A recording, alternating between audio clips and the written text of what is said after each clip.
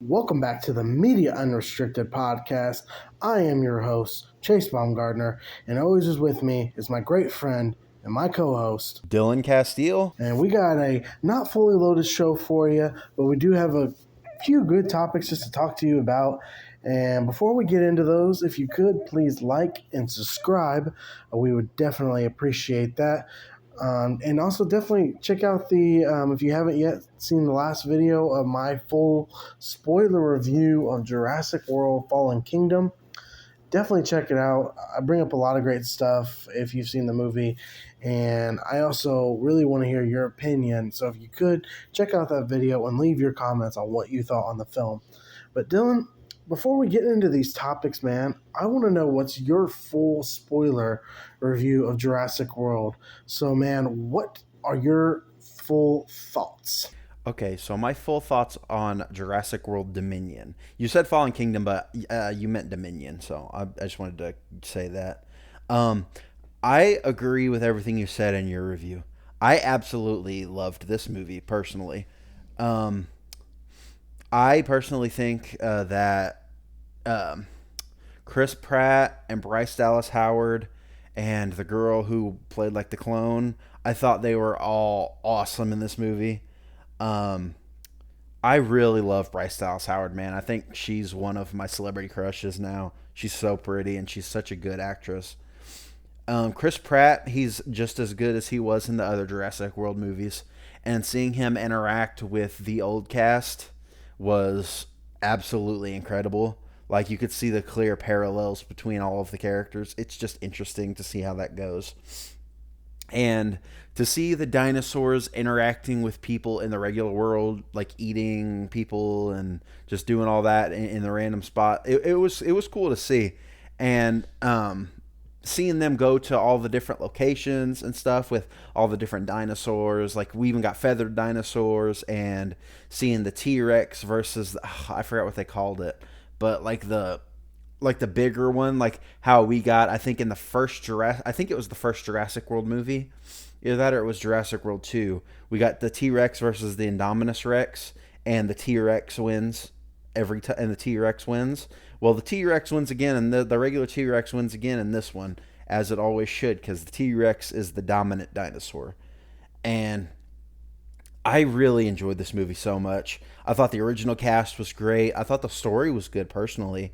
I thought the dialogue was really good too. I don't get where all of the negativity for this movie is coming from. Like, I just don't get it. Like, it was such a good movie, and I loved the story, and I loved the stakes. Like how if they didn't stop the hornet swarm, it would completely wipe out the food supply for the world and throw the world into a global famine. So I really like that aspect of it too. It's just interesting how they tied the whole franchise together. And who knows, maybe they'll do another Jurassic movie in another 20, 30 years. You never know. We'll just have to wait and see for that. And let's get into these topics. And let's start off with some Marvel news. This is coming from Deadline. Kevin Feige drops hint for Phase 4 in studio's next big saga. Let's start off with a quote. It says, "As we near the end of Phase 4, I think people will start to see where this next saga is going," says Kevin Feige, recently told by Total Film. "I think there have been many clues already that are at the least apparent to me of where this whole saga is going, but we'll be a little more direct about that in the coming months to set a plan so audience who want to see the bigger picture can see a tiny, tiny, tiny bit more of the roadmap." On September 10th, the D23 Expo will feature filmmakers, celebrity talent, surprise guests, representatives from Marvel Studios at 10 a.m. to showcase their division's theatrical and Disney Plus titles. The presentation will include exclusive footage and a preview what Marvel has in the works. Many have speculated about where the Pandora's box of plot lines open up by the multiverse is leading. Thinking has centered around the massive 12-issue event in the comics known as Secret Wars. Secret Wars involves X-Men, Spider-Man, the Fantastic Four, Deadpool, and the Avengers. So that's some interesting stuff to know what could be in store, what people are thinking. I definitely am on that boat with Secret Wars. I definitely believe that's what we're setting up for. And I mean, you know that King the Conqueror is more or less going to be the bad villain. They've said that one for a while. I think he will be the bad one. I know he's supposed to be an Ant-Man, but I think he's supposed to be the main bad. Or it could be Galactica, I don't know. But this is going to be some interesting information that we dropped at that D23 Expo on September 10th. So definitely stay tuned for more news on that day. Was maybe me and Dylan, if he's down for it, we'll do a special video that day of breaking down the events and everything that transpired on that day. So a lot of good stuff coming up from Marvel for sure. So stay tuned for that. And I do hope we get Secret Wars because I mean that's a full head of cast. A lot of good stuff with X-Men, Spider-Man, the Fantastic Four, Deadpool, and the Avengers. If we get some sort of that, that's gonna be really cool. But we'll see. I know like it's. I wish we would have got like the Scroll storyline, but I know they're turning that into a Disney Plus show. So I think that should have been more of a movie, but what do I know? But Dylan, what do you think about all this stuff Kevin Feige dropped on us? What do you believe on September 10th they will be dropping to set up the future? What do you fully believe on all of this information? They absolutely have to be building up the Secret Wars. I don't get what else they could do, really. You know what I mean? Like, I know they're doing the multiverse stuff right now, and they're pretty much wrapping it up with Doctor Strange and the Multiverse of Madness. And I think I think it, the, I think the multiverse stuff is going to stay around for a little while until Secret Wars, and that's where I think Doctor Strange really left off. Like I think Doctor Strange and that new woman who got introduced, who's in the comics, I think that storyline is going to play big into Secret Wars because I think they called it the incursion because I think that's what happens when two worlds collide in the multiverse is called the incursion, and I think that's how Secret Wars happens. So we'll see where that goes to, and I know for a fact they're leading to Secret Wars. I think right now, like I agree with you, Kang the Conqueror is definitely the big bad of this phase because we're seeing him set up in different shows and movies and stuff. We even have Ant-Man and the Wasp: Quantumania, which is going to have Kang the Conqueror as its main villain coming. I think at the beginning or at the middle of next year. So we'll see how that goes because I'm sure he's also going to play a part in Loki season 2. And let's move over to some horror news. Will Robert Englund be back as Freddy?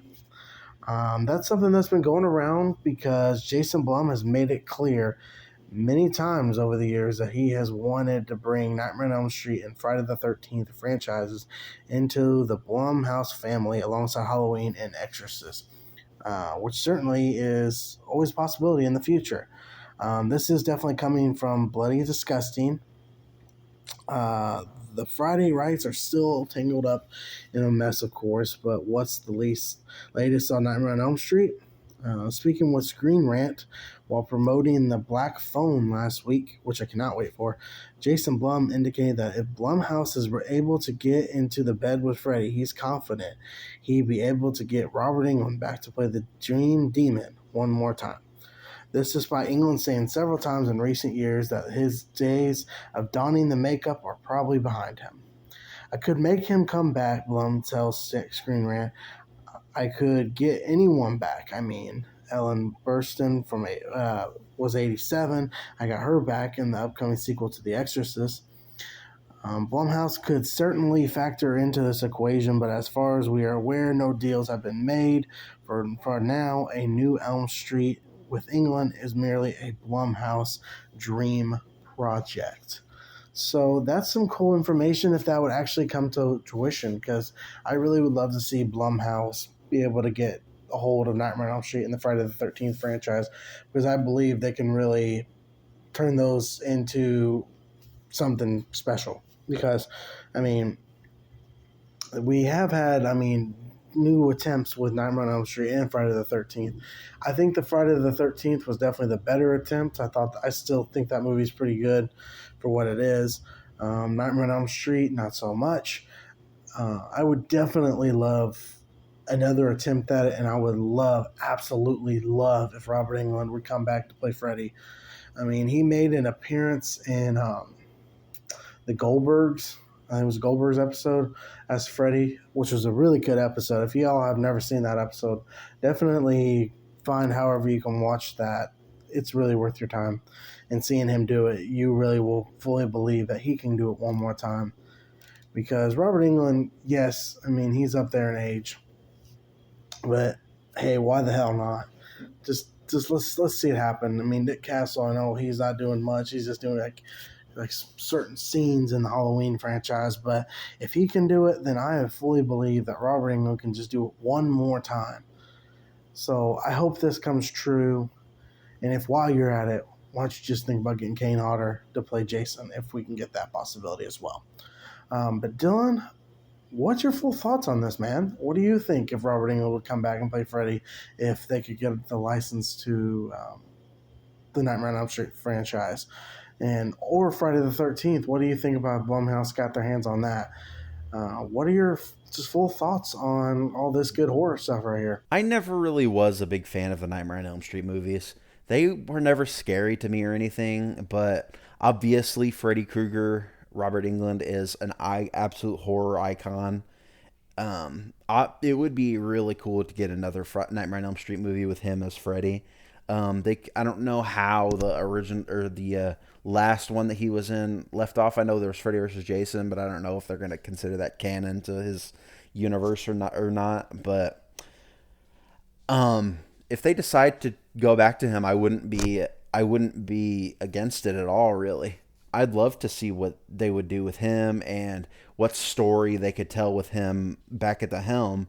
It just depends on if he would want to do it. I know he said, like you mentioned in the article, that he said he thinks his days in the makeup might be over, but you never know. Maybe a fat stack of cash or a fat bag of cash is going to be enough to entice him to come back. Now let's break down those box office numbers. I guess if you would call it really, I believe a shocker. Um, Jurassic World Dominion stayed at number one with $59 million, while Lightyear came in second place with $50 million.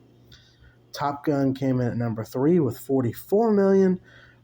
Doctor Strange 2 was for $4 million, and Bob's Burgers came in with $1 million. So, I mean, it was really only a race between three movies: Jurassic World Dominion, Lightyear, and Top Gun. But everyone, like I said, Top Gun is just still selling so damn well. I mean, definitely here in our city of Evansville, I mean, those theaters are still packed with full people, which is really awesome to see because that is still right now my favorite movie of this year.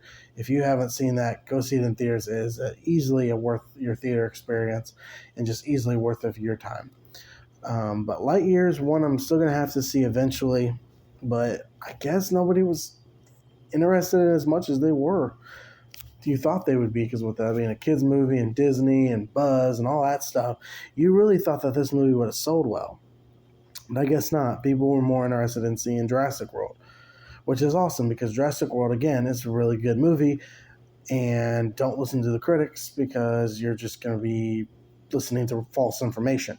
But anyways, it just shows that maybe, I don't want to say it, but the Toy Story franchise, did nobody not care? Did no one not care to see this Buzz Lightyear spinoff movie? Or what's the deal?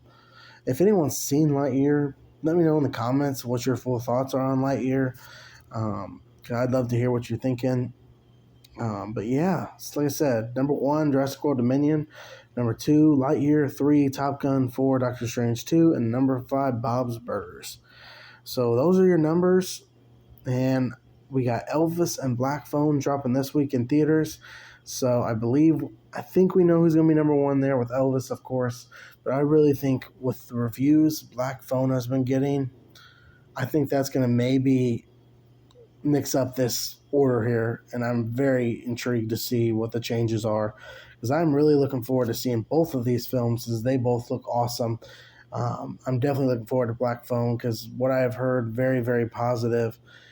And it just looks like an awesome movie and a real creepy movie too. So we'll see how those movies turn out. I'm hoping to maybe see Black Phone maybe sometime this weekend. Not fully 100% sure on that. So if I do get a chance to see it this week, I will do a video, but we'll see. But again, let's see how these numbers stack up next week because there's going to be some changes, and I'm very, very intrigued to see what the changes are. But Dylan, what are your thoughts on this? Actually, I really do want to get your thoughts on Lightyear not being in first place. It's a shocker for sure. Jurassic World Dominion, though, I'm glad that it's hanging on because, like I said in my earlier review, it's not a bad movie at all, and I think the audience returning to it even after its what second week, I think, yeah, during its second week, like that's still very very good. Because I mean, Lightyear though, like you're talking about, it's being considered a flop. And a lot of people didn't think it would be because Disney was pushing it pretty hard. A lot of people I know are blaming its flop on the same sex kiss, which is ridiculous. Get out of here with that bullshit. But I think what happened possibly was that I don't think Disney marketed it very well. Like the only places I saw it were occasional YouTube trailers and before other movies that I went and saw at the movie theaters. Like I didn't see it on any billboards. I didn't see any TV commercials. Um, I didn't hear anything like on the radio or on any of the podcasts I watch. When Doctor Strange came out, I heard that being advertised all over the podcasts I listened to, all over the radio. Saw a ton of TV ads, all that stuff. I guess it just depends on what Disney wants to push.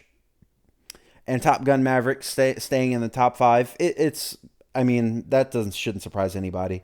Like you said, it's doing gangbusters right now, almost at $500 million, which is absolutely nuts.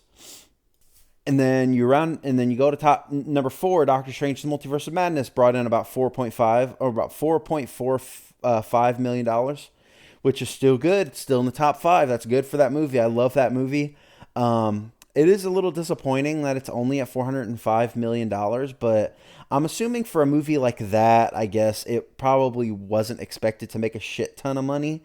But for a Doctor Strange movie, that's not terrible at all.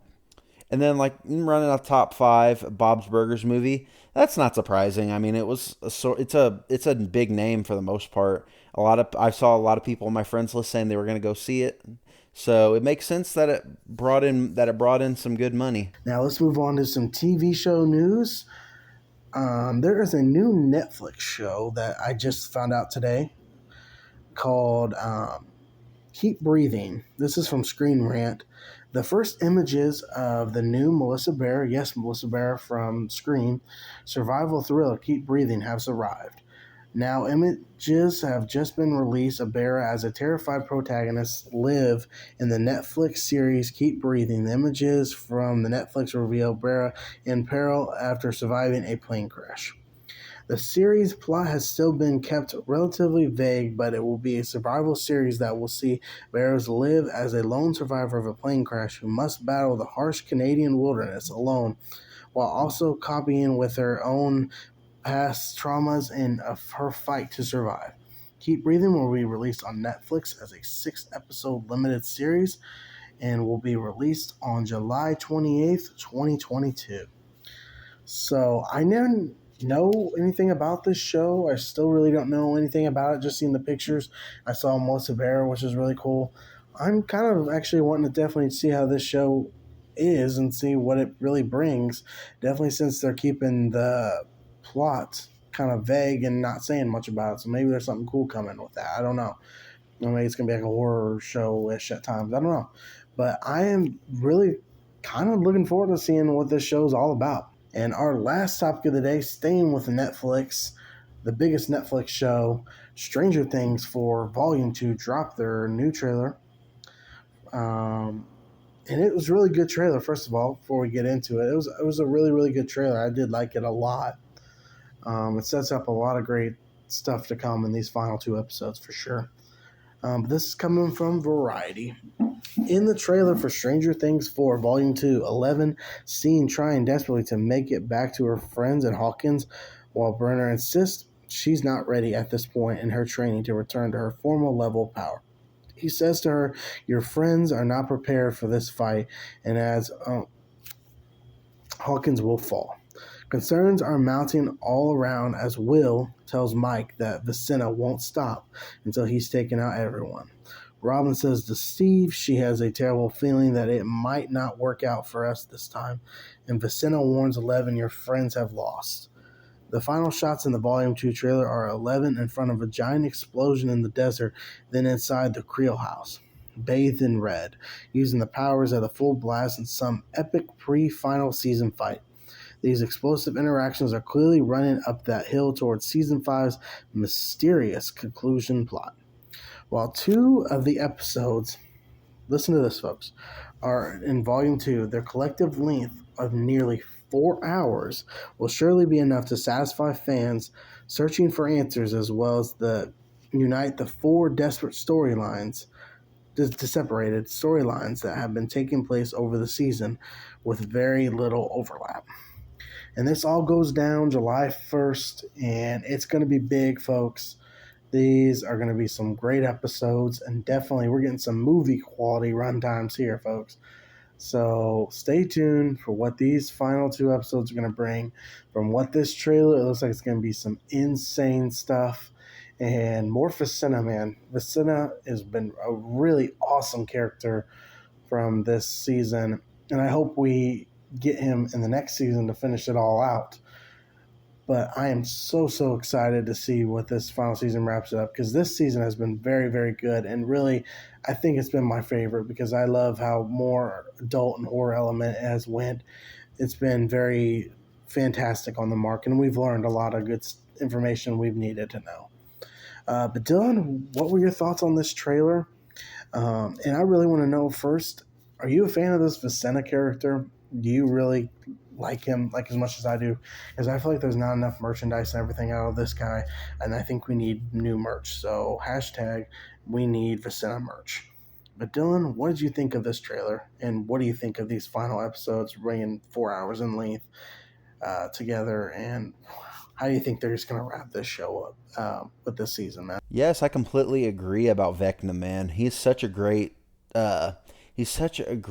character and great villain.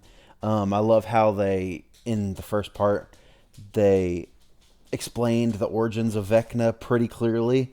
11, when she was younger in Dr. Brenner's lab, she pushed number 1 through the wall, and he became Vecna in the Upside Down. And I loved how they explained that. And I think he's a great villain, and he does need more merch. I want a supersized Vecna pop vinyl. I would buy that shit.